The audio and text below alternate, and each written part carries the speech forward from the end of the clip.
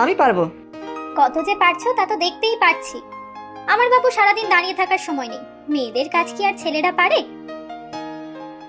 আমারও তিন কুলে কেউ নেই।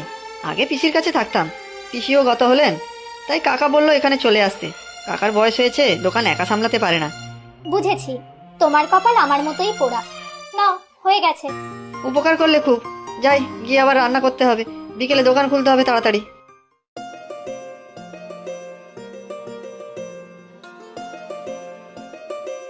এই নাও গো বুড়িমা, সেদিন যে তুমি হাঁসের ডিম দিলে, তাই দিয়ে কষা করেছি। তা একদিন পরে মনে পড়লো এই বুড়িটাকে? আমি সেই কখন থেকে বসে আছি। তা আরেকটা বাক্সে কি এনেছিস? ওটা তোমার নয়। তা তো বুঝলাম, কিন্তু কার জন্য এত যত্ন করে খাবার গুছিয়ে নিয়ে যাচ্ছিস শুনি? ওই যে হরেন কাকুর দোকান যে ছেলেটা দেখাশোনা করে, তার জন্য। হ্যাঁ, বলিস কি?